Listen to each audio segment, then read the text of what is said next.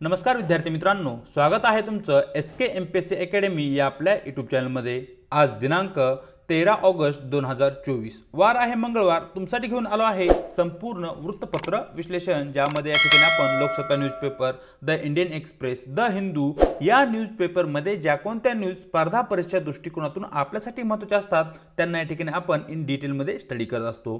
जी काही आजची डिस्कशन आहे त्यामध्ये या ठिकाणी मित्रांनो आपण SEBI, securities and exchange board of India, neighbourhood first and act east policy काय आहे या संदर्भात माहिती घेणार आहोत। त्याचबरोबर नायट्रोजन कार्यक्षम वापर, उदार शक्ती 2024 सराव आणि इथेनॉल उत्पादन या संदर्भात ज्या काही न्यूज आहेत त्या सर्व न्यूजना या ठिकाणी आपण MCQ क्वेश्चनच्या माध्यमातून समजून घेण्याचा प्रयत्न करणार आहोत। चला तर जी काही आजची आपली डिस्कशन आहे त्या या ठिकाणी आता आपण सुरुवात करूया। मित्रांनो, या ठिकाणी आज जी काही आपण पहिली न्यूज पाहणार आहोत ती आहे सेबी संदर्भात, ज्याला की इन फुल फॉर्म मध्ये आपण securities exchange board of India असे म्हणतो। सेबी ही ती संस्था आहे जी की शेअर मार्केटवर नियंत्रण आणि त्याचे नियमन करण्याचं कार्य करते आणि त्या संदर्भात एक न्यूज आपल्या समोर आहे जी की मागच्या 2 दिवसांपासून न्यूजपेपरची हेडलाईन बनलेली आहे। त्या संदर्भात आपण या ठिकाणी डिस्कशन करणार आहोत। चला तर जी काही न्यूज आहे ती न्यूज सर्वप्रथम पाहूया। आरोपांची राळ सुरूच अशा प्रकारची न्यूज लोकसत्ता पेज क्रमांक 1 वरती तुम्हाला मित्रांनो दिसून जाईल। सर्वप्रथम या न्यूजचा नेमका संदर्भ काय आहे ते या ठिकाणी आपल्याला समजून घेणं गरजेचं आहे। तर मित्रांनो, या ठिकाणी सेबीचे अध्यक्ष म्हणून या ठिकाणी माधवीपुरी बुच या सध्या कार्यकर्ता आहेत आणि त्यांचे जे काही पती आहेत यांच्याकडून जे काही माधवी बुच आहेत यांनी त्यांचे जे काही अधिकार आहे त्या अधिकारांचा गैरवापर करून विविध कंपन्यांमध्ये गुंतवणूक केली आहे आणि त्याच्या माध्यमातून लाभ घेतला आहे असा प्रकारचा एक आरोप या ठिकाणी हिंडनबर्ग या संस्थेने या ठिकाणी केला आहे। तुम्हाला माहित असेल हिंडनबर्ग ती संस्था आहे जिने की अदानी ग्रुपवरही आरोप केले होते, ज्यामुळे अदानीचे शेअर जवळपास 50% ढासळले होते आणि आता कुठेतरी ते सध्या रिकव्हर झाले आहेत। तर यामुळे सध्या सेबी आणि सेबीचे जे काही अध्यक्ष आहेत त्यांच्या संदर्भात न्यूजपेपरमध्ये आपण पाहत आहोत। सध्या काँग्रेसने या ठिकाणी ही जी एकूण न्यूज आहे किंवा घटना आहे त्याची JPC अंतर्गत चौकशी करण्याची मागणी केली आहे। JPC म्हणजे जॉईंट पार्लमेंटरी कमिटी, ज्यामध्ये संसदेमधील विविध दलाचे जे काही सदस्य आहेत ते सदस्य एकत्र येतात आणि या ठिकाणी या संबंध प्रकरणाची इन डिटेल मध्ये ते चौकशी करत असतात आणि त्या संदर्भात मागणी इंडियन नॅशनल काँग्रेसने केलेली या ठिकाणी आपल्याला दिसत आहे। असा या ठिकाणी एकूण या न्यूजचा संदर्भ असलेला आपल्याला दिसतो। सरळ या न्यूजला धरून जे काही आपले प्रश्न आहेत ते प्रश्न पाहूया। सेबीला कोणत्या कायद्यानुसार वैधानिक अधिकार देण्यात आले होते अशा प्रकारचा मित्रांनो या ठिकाणी आपला प्रश्न आहे। तर मित्रांनो, या ठिकाणी 1992 साली सेबी कायदा स्थापन करण्यात आला होता आणि या कायद्यानुसार सेबीला संवैधानिक संस्था किंवा एक स्टॅच्युटरी बॉडी म्हणून त्या ठिकाणी अधिकार देण्यात आले होते। प्रश्न क्रमांक 1 योग्य उत्तर राहील। पर्याय B पाहूया पुढचा प्रश्न। सेबीच्या अध्यक्षांची नियुक्ती कोण करते अशा प्रकारचा मित्रांनो या ठिकाणी आपला बेसिक प्रश्न आहे। तर जे काही सेबीचे अध्यक्ष आहेत त्यांची नियुक्ती जे काही भारत सरकार आहे, ज्याला या ठिकाणी आपण सेंट्रल गव्हर्नमेंट म्हणतो, त्या भारत सरकारकडून या ठिकाणी सेबीच्या अध्यक्षांची नियुक्ती होते। तर अशा प्रकारे प्रश्न क्रमांक 2 चे योग्य उत्तर राहील पर्याय D। मित्रांनो, या ठिकाणी इन डिटेल मध्ये आपल्याला सेबी विषयी माहिती असणं आवश्यक आहे। या ठिकाणी जी सेबी संस्था आहे ती स्पर्धा परीक्षा दृष्टिकोनातून आपल्यासाठी महत्त्वाची आहे। या ठिकाणी सेबी विषयी बऱ्याच वेळा आयोगाने प्रश्न विचारले आहेत आणि अर्थशास्त्रामध्ये सेबीचं खूपच महत्त्व आहे। यामुळे या ठिकाणी थोडक्यात जे महत्त्वाचे पॉईंट आहेत ते या ठिकाणी आपण डिस्कस करणार आहोत। तर सेबीची जी स्थापना आहे ती केव्हा झाली, तर सेबीची स्थापना 1988 मध्ये झाली। ती यावेळी एक गैरसंवैधानिक संस्था होती, म्हणजे या ठिकाणी तिला कसल्याही प्रकारचं कायद्याचं पाठबळ नव्हतं। परंतु 1992 मध्ये सेबीला कायद्याद्वारे संवैधानिक दर्जा देण्यात आला किंवा एक वैधानिक दर्जा देण्यात आला आणि तिचं महत्त्व त्यानंतर आपल्याला दिसू लागलं। आणि 1992 ला तुम्हाला हर्षद मेहता जे काही शेअर मार्केट संदर्भात स्कॅम आहे त्या स्कॅम विषयी तुम्हाला माहिती असेल। या ठिकाणी सेबी स्थापन करण्यामागील जे मुख्य किंवा प्राथमिक उद्दिष्ट होते त्यामध्ये जे काही गुंतवणूकदार आहे जे की शेअर मार्केटमध्ये पैशाची गुंतवणूक करतात त्यांच्या हिताचं संरक्षण करणं आणि दुसरं म्हणजे जे काही शेअर मार्केट आहे अलीकडील काळामध्ये देशाचा आपला विकास होत आहे त्याचप्रमाणे शेअर मार्केटमधील गुंतवणूक आणि त्याचाही विकास त्या ठिकाणी होत आहे।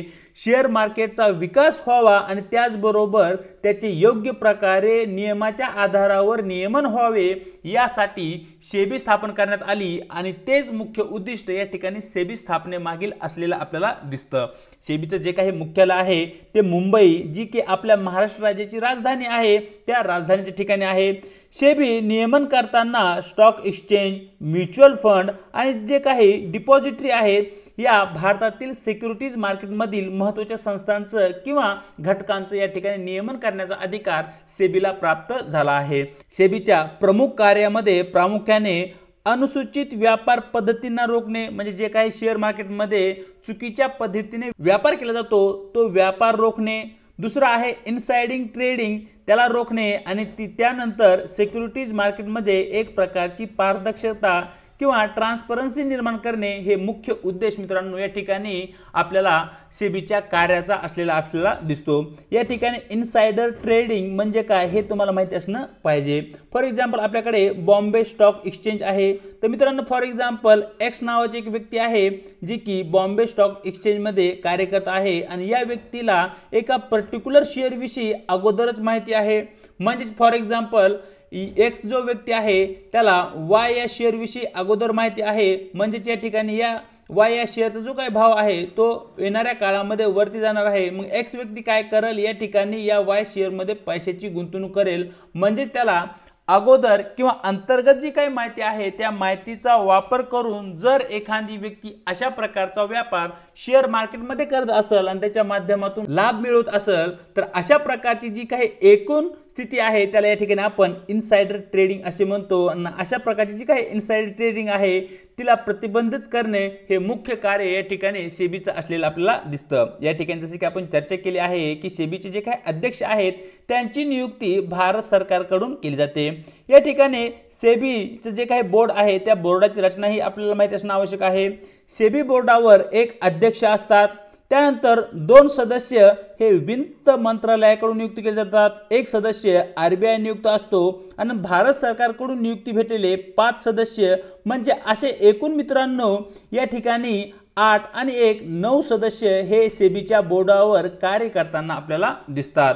इनसाइडर ट्रेडिंग प्रतिबंधक कायदा जो की 2015 मध्ये आला, त्याचबरोबर जी काही इनसाइडर ट्रेडिंग असेल किंवा इतर ज्या काही संस्था आहेत त्यांच्या कामकाजावरही देखरेख ठेवण्याचं कार्य सेबीकडून केलं जातं, ज्यामध्ये या ठिकाणी आपण पाहू शकताय NSDL ज्याला की या ठिकाणी आपण नॅशनल सिक्युरिटीज डिपॉझिटरी लिमिटेड असे म्हणतो आणि त्याचबरोबर CDSL ज्याला की या ठिकाणी आपण सेंट्रल डिपॉझिटरी सर्व्हिस लिमिटेड असे म्हणतो। या ठिकाणी जी काही सेबी आहे तिचे जे काही अधिकार आहेत ते अधिकार म्हणजे या ठिकाणी जर एखाद्या कंपनीने किंवा एखाद्या व्यक्तीनं नियमांचं उल्लंघन केलं असेल तर अशा परिस्थितीमध्ये त्या कंपनीवर किंवा त्या व्यक्तीवर दंड आकारण्याचा अधिकार या ठिकाणी सेबीला देण्यात आला आहे। त्याचबरोबर कंपनी असेल किंवा एखादी व्यक्ती असेल ज्यांनी की नियमांचं उल्लंघन केलं आहे त्यांच्यावर सिक्युरिटी मार्केटमध्ये या ठिकाणी जो काही व्यापार आहे त्या व्यापार करण्यावर बंदी देखील या ठिकाणी सेबीकडून घातली जाऊ शकते। तर अशा प्रकारे काही महत्त्वाचे पॉईंट या ठिकाणी आपण सेबी संदर्भात पाहितले। पाहूया आपला पुढचा पॉईंट जो की मित्रांनो या ठिकाणी नेबरहूड फर्स्ट या संदर्भात आहे। सर्वप्रथम या ठिकाणी जो काही प्रश्न आहे तो प्रश्न पाहूया। खालील विधाने विचारात घ्या, ज्यामध्ये विधान क्रमांक 1 international north south transport corridor हा नेबरहूड धोरणाअंतर्गत संपर्क सुधारण्याचा भारताचा प्रयत्नांचा एक भाग आहे। विधान 2 सागर उपक्रम हा ॲक्ट ईस्ट पॉलिसी आणि प्रोजेक्ट सागरमाला सारख्या भारतीय सागरी उपक्रमाशी एकत्रित केलेला आहे।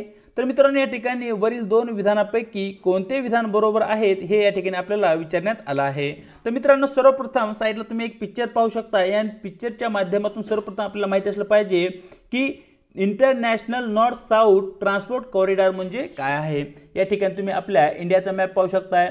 या ठिकाणी भारताकडून एक असा मार्ग निर्माण केला जात आहे जो की इराण, भारत, रशिया अशा प्रकारे त्याचबरोबर अफगाणिस्तान आणि जो काही युरोप आहे यांना कनेक्ट करेल आणि हा जो मार्ग या ठिकाणी निर्माण केला गेला आहे यालाच या ठिकाणी international north south transport corridor असं नाव देण्यात आलं आहे। आणि या ठिकाणी जे काही नेकबुड फर्स्ट पॉलिसी आहे, या ठिकाणी भारताचे शेजारी राष्ट्रामध्ये तुम्ही पाकिस्तान पाहू शकताय, अफगाणिस्तान पाहू शकताय, नेपाळ आहे, भूतान, चीन, बांगलादेश, श्रीलंका हे आहेत। म्हणजेच येणाऱ्या काळामध्ये किंवा भविष्यामध्ये जेव्हा केव्हा भारत त्यांच्या आंतरराष्ट्रीय संबंधांचा विचार करेल तर सर्वप्रथम सर्वाधिक महत्त्व या ठिकाणी भारत त्यांचे जे काही शेजारी राष्ट्र आहेत त्या शेजारी राष्ट्रांना देईल। अशा प्रकारची जी काही पॉलिसी आहे किंवा अशा प्रकारचं जे काही धोरण आहे त्याला या ठिकाणी आपण नेकबुड फर्स्ट पॉलिसी किंवा नेकबुड फर्स्ट धोरण असे म्हणतो।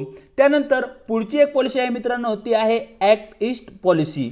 तर मित्रांनो या ठिकाणी समजून घ्या की तुम्ही या ठिकाणी ॲक्ट ईस्ट म्हणजे भारताचा हा जो एरिया आहे तो ईस्टला आहे, जो साऊथ ईस्ट एशिया आहे या ठिकाणी हा जो पूर्ण एरिया येतो हा आहे साऊथ ईस्ट एरिया।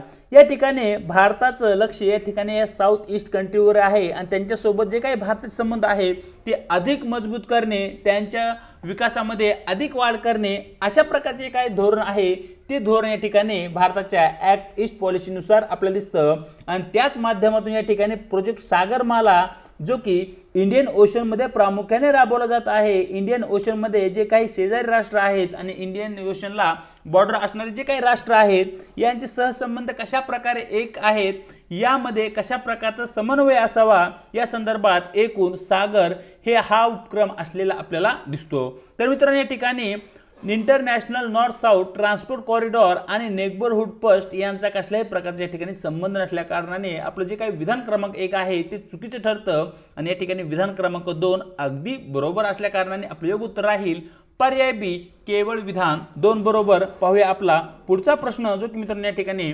नायट्रोजनचा कार्यक्षम वापर या संदर्भात आहे, ज्याला की या ठिकाणी आपण नायट्रोजन यूज इफिशियन्सी या संदर्भात पाहणार आहोत। चला तर जो काही प्रश्न आहे तो प्रश्न पाहूया। नायट्रोजन कार्यक्षम वापर ज्याला की या ठिकाणी आपण नायट्रोजन यूज इफिशियन्सी संदर्भात खालीलपैकी कोणती विधाने बरोबर आहेत अशा प्रकारच्या मित्रांनो या ठिकाणी आपल्याला प्रश्न विचारण्यात आला आहे। सर्वप्रथम या प्रश्नाचं उत्तर पाहण्या अगोदर आपल्याला माहिती असलं पाहिजे की नायट्रोजन यूज इफिशियन्सी म्हणजे काय। तर मित्रांनो तुम्हाला माहिती असेल जे काही वनस्पती आहे, जे काही प्लांट आहे त्यांना त्यांच्या वाढीसाठी नायट्रोजनची आवश्यकता असते। या ठिकाणी नायट्रोजन हा हवेत आणि जमिनीत अशा 2 ठिकाणी असतो, हवा आणि जमीन। या ठिकाणी जो काही नायट्रोजन जमिनीवर अवेलेबल आहे मग तो मानवीरित्या म्हणजे जे काही आपण रासायनिक खते आहेत त्या रासायनिक खताच्या माध्यमातूनही पिकांना नायट्रोजन प्रोव्हाइड करू शकतो। आणि त्याचबरोबर जी काही जमीन आहे, जी काही मृदा आहे त्या जमिनीमध्येही नायट्रोजन असतो। या ठिकाणी जे काही प्लांट आहे ते प्लांट या जमिनीमध्ये नैसर्गिकरित्या किंवा मानवीरित्या जो काही उपलब्ध नायट्रोजन करून देण्यात आला आहे तो नायट्रोजन हे प्लांट किती प्रमाणात इफेक्टिव्ह रित्या त्याचा वापर करते यालाच या ठिकाणी आपण नायट्रोजनचा कार्यक्षम वापर असे म्हणतो। म्हणजे अवेलेबल नायट्रोजन हे किती प्रमाणात त्या पर्टिक्युलर वनस्पतीकडून शोषून घेतले जाते किंवा त्याचा वापर केला जातो यावरून त्या नायट्रोजनची जी काही कार्यक्षमता आहे ती किती आहे हे या ठिकाणी ठरतं। म्हणजे या ठिकाणी मित्रांनो जो काही प्रश्न क्रमांक 4 आहे त्याचं या ठिकाणी आपलं योग्य उत्तर राहील पर्याय डी नैसर्गिक व मानवीरित्या उपलब्ध नायट्रोजन किती प्रमाणात वनस्पती शोषून घेते यालाच या ठिकाणी आपण नायट्रोजन यूज इफिशियन्सी किंवा नायट्रोजनचा कार्यक्षम वापर असे म्हणतो। पाहूया पुढचा प्रश्न जो की मित्रांनो या ठिकाणी उदार शक्ती 2024 सरावा संदर्भात आहे। सरळ जो काही प्रश्न आहे तो प्रश्न या ठिकाणी पाहणार आहोत। उदार शक्ती या लष्करी सरावाच्या संदर्भात खालील विधाने विचारात घ्या। ज्या ठिकाणी विधान क्रमांक 1 भारत आणि मलेशिया यांच्यातील संयुक्त लष्करी सराव आहे। विधान 2 सरावात F-16 फायटिंग फाल्कन विमानांचा वापर करण्यात आला आहे। विधान 3 उदार शक्ती 2024 सराव चेन्नई भारत येथे आयोजित करण्यात आला होता आणि वरील विधानापैकी किती विधानं बरोबर आहेत हे या ठिकाणी आपल्याला प्रश्नामध्ये विचारण्यात आलेलं आहे। सर्वप्रथम जी काही विधानं आहेत त्या विधानांची चर्चा करूया। तर मित्रांनो या ठिकाणी जो काही उदार शक्ती 2024 किंवा उदार शक्ती लष्करी सराव आहे तो या ठिकाणी भारत आणि मलेशिया या 2 देशांदरम्यान एक संयुक्त लष्करी सराव आहे। हे जे विधान आहे ते या ठिकाणी अगदी बरोबर आहे। या सरावामध्ये मित्रांनो Su-13 या जेट विमानांचा या ठिकाणी वापर करण्यात आला आहे। या ठिकाणी F-16 या फायटिंग फाल्कन विमानांचा वापर करण्यात आलेला नाहीये। F-13 हे विमान जे की या ठिकाणी मलेशिया आणि भारताकडून वापर करण्यात आला आहे आणि F-16 हे जे फायटिंग विमान आहे ते अमेरिकेचे आहेत, म्हणजे या ठिकाणी विधान क्रमांक 2 चुकीचा आहे। आणि जो काही उदार शक्ती 2024 चा सैन्य लष्करी सराव आहे तो मित्रांनो या ठिकाणी भारतात आयोजित न करता तो या ठिकाणी मलेशियामधील जो काही कुवांता नावाचा प्रांत आहे त्या भागामध्ये तो आयोजित करण्यात आला होता। विधान क्रमांक 3 ही या ठिकाणी चुकीचं ठरतं, म्हणजे या ठिकाणी प्रश्न क्रमांक 5 चे योग्य उत्तर राहील पर्याय ए। वरील 3 विधानापैकी केवळ एकच विधान या ठिकाणी बरोबर आहे। पाहूया आजचा आपला शेवटचा प्रश्न जो की मित्रांनो या ठिकाणी इथेनॉल उत्पादना संदर्भात आहे। सरळ प्रश्न पाहूया। खालील गोष्टींचा विचार करा ज्यामध्ये 1 नंबर मका, नंबर 2 तांदूळ, नंबर 3 वाया गेलेली फळे, नंबर 4 बांबू आणि नंबर 5 वर या ठिकाणी आपल्याला मोहरी देण्यात आली आहे। वरीलपैकी किती इथेनॉल उत्पादनासाठी वापरले जाऊ शकतात, म्हणजेच वरील घटकापैकी किती घटकाच्या वापरातून आपण इथेनॉलची निर्मिती करू शकतो अशा प्रकारचा त्या ठिकाणी आपल्याला प्रश्न विचारण्यात आलेला आहे। तर मित्रांनो या ठिकाणी जी काही मका आहे मकेपासून इथेनॉलची निर्मिती केली जाऊ शकते। त्याचबरोबर जे काही फुटलेले तांदूळ असेल किंवा खराब तांदूळ असेल त्या तांदळापासूनही या ठिकाणी इथेनॉल निर्मिती केली जाऊ शकते। जी काही खराब झालेली फळे आहेत त्या फळावर ही प्रक्रिया करून आपण इथेनॉल निर्मिती करू शकतो। बांबूपासून ही इथेनॉलची निर्मिती केली जाऊ शकते, परंतु या ठिकाणी जी काही मोहरी आहे त्या मोहरीपासून इथेनॉलची निर्मिती केली जाऊ शकत नाही। मोहरीपासून मित्रांनो या ठिकाणी जे काही बायोडिझेल आहे त्या बायोडिझेलची या ठिकाणी निर्मिती केली जाते किंवा बायोडिझेलचं या ठिकाणी उत्पादन घेतलं जातं। तर अशा प्रकारे मित्रांनो वरील 5 घटकापैकी केवळ 4 घटकापासून आपण इथेनॉलची निर्मिती करू शकतो। तर अशा प्रकारे दिनांक 13 ऑगस्ट जे काही आपलं वृत्तपत्र डिस्कशन आहे ते या ठिकाणी आपण पूर्ण केलं आहे। व्हिडिओ आवडला तर व्हिडिओ लाईक करा, आपल्या मित्रांसोबत शेअर करा आणि त्याचबरोबर आपल्या लेक्चर सिरीजविषयी तुम्हाला काय वाटतं हे कमेंट बॉक्समध्ये अवश्य कळवा। चॅनलवरती जर नवीन असाल तर चॅनलला सबस्क्राईब करायला विसरू नका। त्याचबरोबर व्हिडिओच्या डिस्क्रिप्शन बॉक्समध्ये देण्यात आलेली आपल्या टेलिग्राम चॅनलची जी काही लिंक आहे त्या ठिकाणी तुम्हाला आपले टेलिग्राम चॅनल सुद्धा जॉईन करायचे आहे, ज्याच्या माध्यमातून आपल्या प्रत्येक व्हिडिओच्या लिंक्स त्याचबरोबर स्पर्धा परीक्षेसंदर्भात महत्त्वपूर्ण ज्या काही अपडेट आहे त्या सर्व तुम्हाला या ठिकाणी भेटून जातील। आज इथेच थांबत आहोत, भेटूया एका नवीन व्हिडिओ सोबत।